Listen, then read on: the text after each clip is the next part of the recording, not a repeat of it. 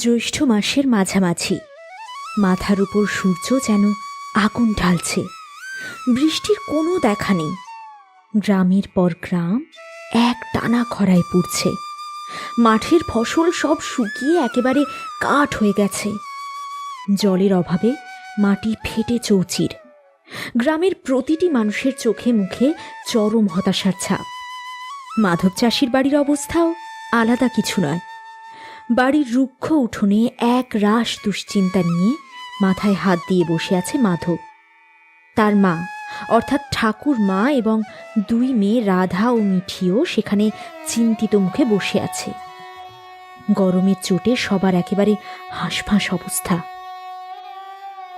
মা, আমি আর কোনো পথ দেখতে পাচ্ছি না। খরায় এবছর মাঠের সব ধান চোখের সামনে জ্বলে গেল। বিন্দু বিন্দু ঘাম ফেলে যে চারাগুলো পুঁতেছিলাম সেগুলো এখন শুকনো হয়ে খড় হয়ে পড়ে গেছে। মহাজনের ঋণ মেটাবো কি করে, আর সংসারটাই বা চলবে কি করে বুঝতে পারছি না। তুই এত ভেঙে পড়িস না মাধব। ভগবান একটা রাস্তা বন্ধ করলে 10টা রাস্তা খুলে দেন। প্রকৃতি মায়ের যখন খুব রাগ হয় তখন এমন খরা হয় ঠিকই, কিন্তু রাগ কমলে তিনি আবার অঝরে বৃষ্টি দিয়ে মাটি ভিজিয়ে দেন। একটু ধৈর্য ধর বাবা। ধৈর্য ধরে আর কি হবে মা? মহাজনের লোক কালও এসে তাগাদা দিয়ে গেছে। আমার আর কিচ্ছু ভালো লাগছে না মা। আমি ঘরের ভেতরে যাচ্ছি। মাথাটা বড্ড রোদে ধরেছে। যা একটু জিরিয়ে নে, মাথাটা বড্ড গরম হয়ে আছে তোর। যা বাবা যা। বাবা, তুমি একটু শো গিয়ে, আমি কলসি থেকে জল ঢেলে নিয়ে আসছি তোমার জন্য। ঠাম্মা, বাবার এই মুখটা দেখে আমার খুব কষ্ট হচ্ছে। আকাশ থেকে তো আগুন ঝরছে। বৃষ্টি কি আর কোনোদিনও হবে না? আমাদের কি হবে ঠাম্মা?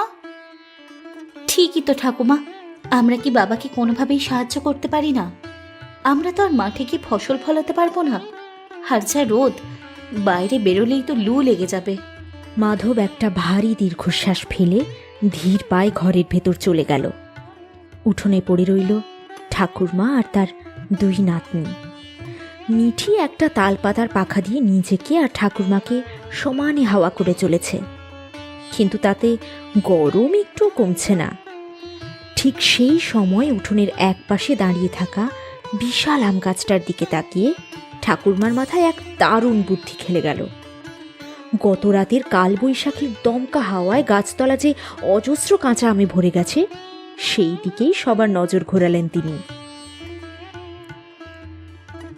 এত ঘাবড়াচ্ছিস কেন? আমি তো এখনো বেঁচে আছি। আমাদের কিছু একটা করতে হবে। আচ্ছা রাধা, আমাদের বাগানের ওই বড় আম গাছটার দিকে একবার তাকাতো। কালকের দমকা হাওয়ায় কত কাঁচা আম পড়েছে বলতো? হ্যাঁ ঠাম্মা, অনেক আম পড়েছে। পুরো গাছতলা ভরে আছে। কিন্তু ওই টক আম দিয়ে কি হবে? আচার বানাবে? কিন্তু আচার বানানোর মধ্যে তো তেল, মশলা, গুড় এইসব কেনার পয়সা তো বাবার কাছে এখন নেই। আচার নয় রে পাগলি, আমি আম পোড়া শরবতের কথা বলছি। এই প্রচণ্ড গরমে মানুষের এখন সবচেয়ে বেশি কি চাই? একটু ঠান্ডা জল আর একটু শান্তি। আমরা যদি এই কাঁচা আমগুলো উনুনে পুড়িয়ে সেই শ্বাস দিয়ে ঠান্ডা শরবত বানাই, তবে সেটা একেবারে অমৃতের মতো কাজ করবে। আম পোড়া শরবত? হ্যাঁ ঠাকুমা, তুমি তো ছোটবেলায় আমাদের বানিয়ে কত খাওয়াতে। খেলে পেট একেবারে ঠান্ডা হয়ে যেত। কিন্তু শরবত বানিয়ে কি হবে? আমরা খাবো। শুধু আমরা খাবো কেন, আমরা এটা বিক্রি করব। তোরা দুজনে মিলে রাস্তার ধারে ওই বড় বট গাছটার নিচে গিয়ে বসবি। গ্রামের যত মানুষ ওই রাস্তা দিয়ে যাতায়াত করে, হাটে যায়, মাঠে যায়, এই গরমে তারা সবাই তৃষ্ণার্ত থাকে। এক গ্লাস ঠান্ডা আমপোড়া শরবত পেলে তারা একেবারে হাতে চাঁদ পাবে। বা ঠাম্মা, তোমার মাথায় তো দারুণ বুদ্ধি। আমি আর দিদি শরবত বিক্রি করব, খুব মজা হবে। কিন্তু ঠাম্মা, শরবতটা বানাবো কি করে? আমার তো ঠিক মনে নেই। সে আমি সব বলে দিচ্ছি, তুই যা তো আগে গিয়ে বাগান থেকে চুপড়ি ভরে কাঁচা আমগুলো কুড়িয়ে আন। বেছে বেছে ডাঁসা আর বড় আমগুলো আনবি। আর রাধা, তুই উনুনটা ধরিয়ে ফেল। ঠিক আছে ঠাকুমা, আমি উনুন ধরাচ্ছি। মিঠি, তুই তাড়াতাড়ি আমগুলো নিয়ে আয়। আমি ততক্ষণে মাটির বড় হাঁড়িগুলো ভালো করে ধুয়ে পরিষ্কার করে রাখি।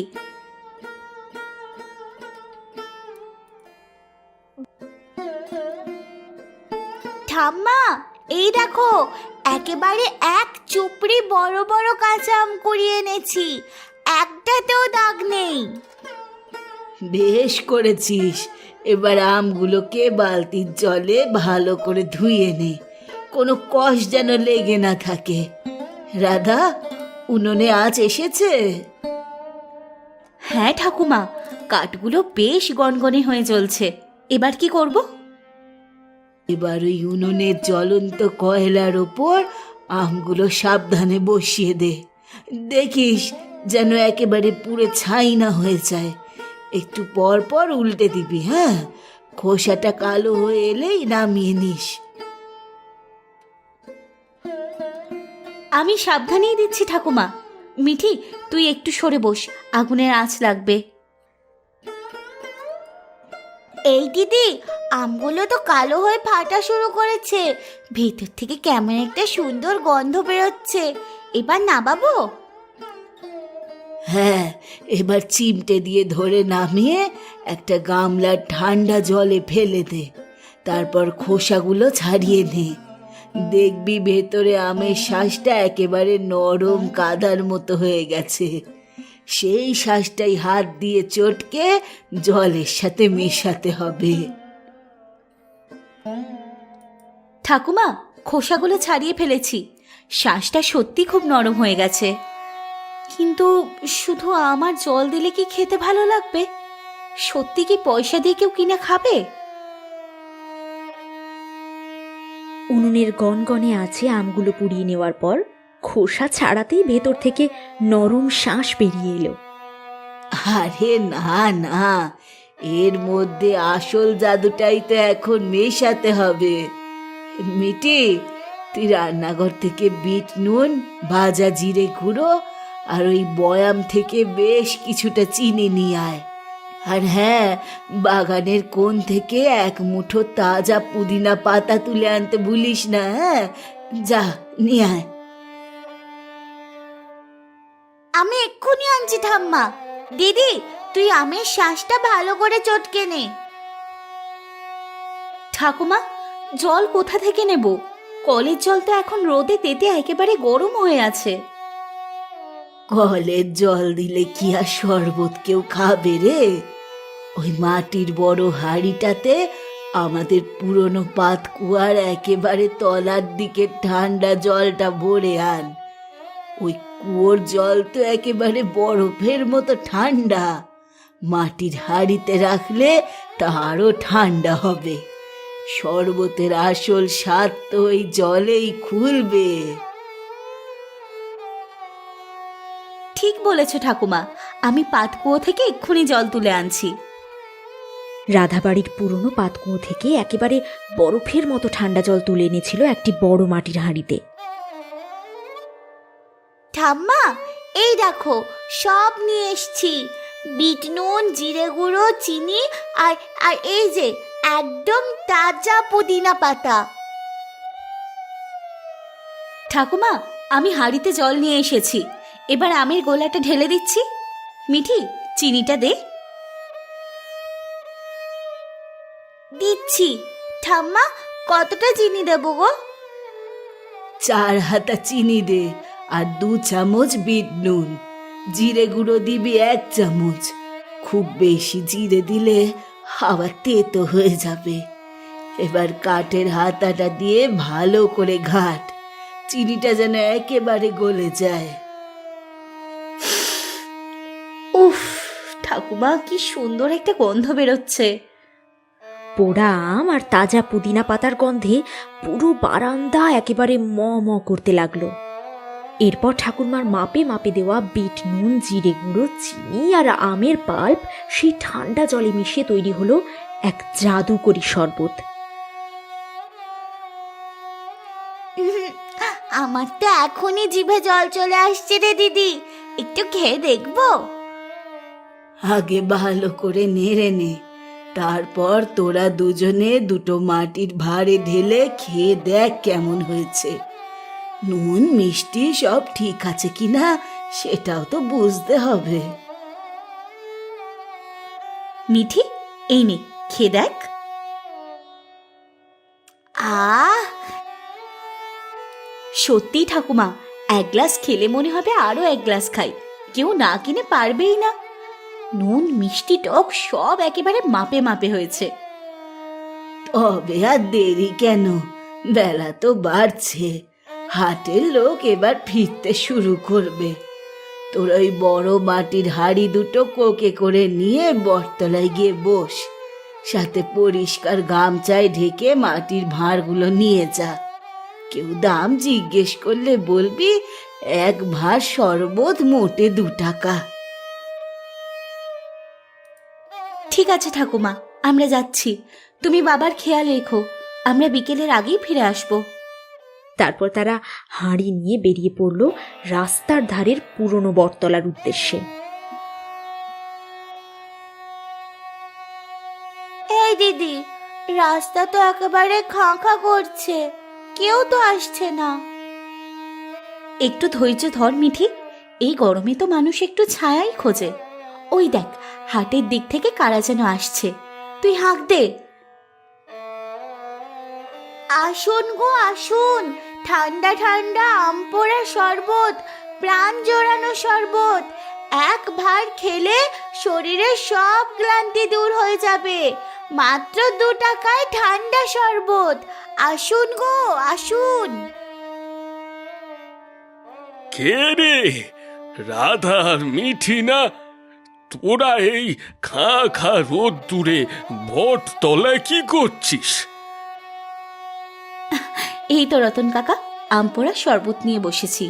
তুমি তো হাট থেকেই আসছো, অনেকটা হেঁটেছো। এই গরমে 1 ভাঁড় খাবে নাকি? খুব ঠান্ডা, কিন্তু ভালো লাগবে। ওহ, যা রোদ, গলা শুকিয়ে কাঠ। দিয়ে তো মা একটা ভাত দে। তার দাম কত? মাত্র 2 টাকা কাকা, তুমি খেয়ে দেখো, তোমার সব ক্লান্তি দূর হয়ে যাবে। যদি না হয় তখন পয়সা দিও না। দে দে, তাড়াতাড়ি দে। এই নাও কাকা। আহ, প্রাণ একেবারে জুড়িয়ে গেল।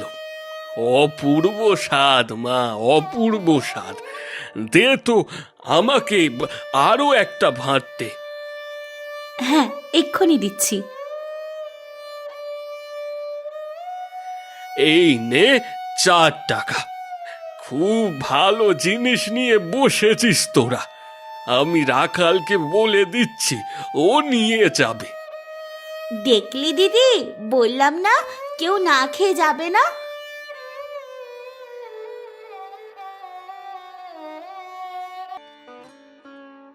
ও রাধা, রতন খুড়ো বলল তোদের কাছে নাকি ঠান্ডা শরবত আছে। দে তো আমাকে 2 ভাঁড় দে। ওহ, রোদে মাথা ঘুরে গেছে একেবারে। এই নাও রাখাল দাদা, খেয়ে দেখো তো কেমন হয়েছে। আহা, যেন অমৃত।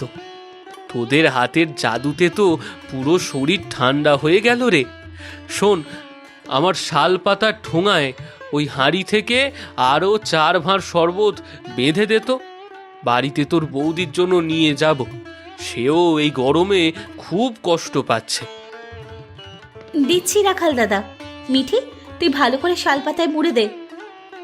এই নে তোদের 12 টাকা। বেঁচে থাক মা, তোরা বেঁচে থাক। দিদি, আমাদের হাড়ি তো অর্ধেকের বেশি খালি হয়ে গেল। হ্যাঁ রে, বেলা গড়ালে আরো লোক আসবে। ঠাকুমার বুদ্ধিটা কিন্তু বেশ কাজ করেছে। এভাবেই দুপুর গড়িয়ে বিকেল হতে চলল। রতন কাকা আর রাখালের মুখে শুনে রাস্তার আরও অনেক ক্লান্ত পথিক বটতলার ছায়ায় জিরোতে এসে একের পর এক শরবত খেতে লাগল। সবার মুখেই এক তৃপ্তির হাসি। এক সময় তাদের দুটো হাঁড়ি একেবারে খালি হয়ে গেল। পড়ন্ত বিকেলে রাধা ও মিঠি খালি হাঁড়ি আর পয়সার ভারী পুটলি নিয়ে বাড়ির দিকে পা বাড়ালো। উঠোনে ফিরে তারা দেখল মাধব আর ঠাকুরমা তখনও দাওয়ায় বসে আছে। বাবা, ও বাবা, দেখো আমরা কি এনেছি। হ্যাঁ রে, তোদের তো দুপুর থেকে দেখছি না। কোথা থেকে আসছিস সব হাঁড়ি খুঁড়ি নিয়ে? বাবা, আমরা ঠাকুমার বুদ্ধিতে আম পোড়া শরবত বানিয়ে বটতলায় বিক্রি করতে গেছিলাম। আর দেখো, আমাদের 2 হাঁড়ি শরবত একেবারে শেষ।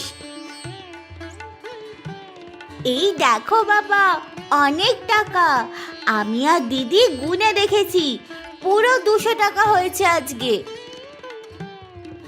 এত টাকা? তোরা দুজন মিলে এই রোদে এত কষ্ট করলি? কষ্ট না করলে কি কেষ্ট মেলে মাধব? আমি তোকে বলেছিলাম না, ভগবান কোনো না কোনো রাস্তা ঠিকই খুলে দেন। আমার নাতনিরা আজ প্রমাণ করে দিল, ইচ্ছে থাকলে আর একটু বুদ্ধি খাটালে এই প্রবল গ্রীষ্মের খরাও আশীর্বাদ হয়ে উঠতে পারে। কাল আমরা আরো বেশি করে আম কুড়িয়ে বড় হাঁড়িতে শরবত বানাবো বাবা। তুমি আর চিন্তা করো না, আমরা সবাই মিলে ঠিক এই খারাপ সময়টা পার করে দেব। হ্যাঁ বাবা, একদম চিন্তা করবে না। কাল আমি পুদিনা পাতা আরো অনেক বেশি করে তুলে আনবো। এই তো আমার লক্ষ্মী মেয়েদের মতো কথা। বিপদে ভয় না পেয়ে নিজের উপস্থিত বুদ্ধি আর পরিশ্রম দিয়ে তার মোকাবিলা করতে হয়। সততা আর পরিশ্রম থাকলে কোনো বাধাই মানুষকে আটকাতে পারে না। নে, এবার হাত মুখ ধুয়ে আয় তোরা। আমি তোদের জন্য বাতাসার জল করে রেখেছি। হ্যাঁ ঠাকুমা, যাচ্ছি। কাল কিন্তু তুমি আবার আমাদের মশলাটা মেপে দেবে ঠাম্মা। তোমার হাতের ওই জাদুটা ছাড়া শরবত কিন্তু জমবেই না। আচ্ছা বাবা, আচ্ছা, সে আমি দেব। এবার তোরা ঘরে যা।